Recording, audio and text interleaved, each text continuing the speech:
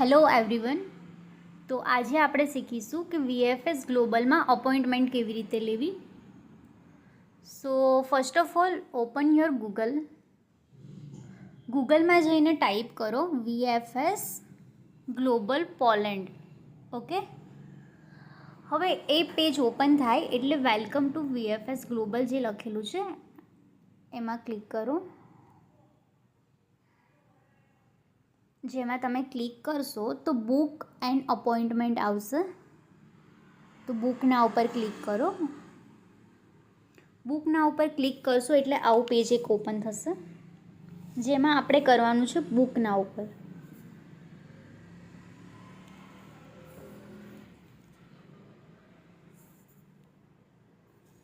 હવે આવું કંઈક તમને દેખાશે તો એમાં તમારે શું કરવાનું છે, તમારું જે ઈમેલ આઈડી હોય એ ટાઈપ કરવાનું છે અને પાસવર્ડ જે છે તમારું નામ @123. ફોર એક્ઝામ્પલ સચિન પટેલ છે તો સચિન પટેલમાં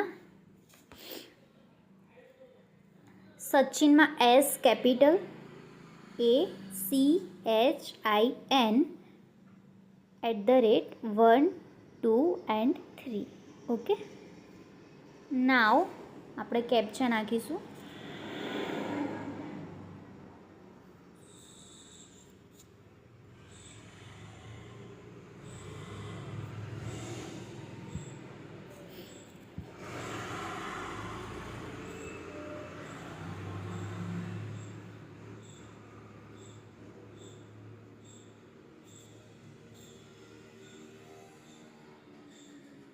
ઓકે, તો આવું કંઈક પેજ ઓપન થશે જે તમે અત્યારે દેખી રહ્યા છો VFS ગ્લોબલનું. તો એમાં આપણે જવાનું છે શિડ્યુલ અપોઇન્ટમેન્ટ. ઓકે, શિડ્યુલ અપોઇન્ટમેન્ટમાં જશો તો આવી રીતે કંઈક સિલેક્ટ સેન્ટરનું ઓપન થશે. તો એમાં આપણે કરવાનું છે વિઝિટિંગ કન્ટ્રીમાં પોલેન્ડ, રિસાઇડિંગ કન્ટ્રીમાં ઇન્ડિયા.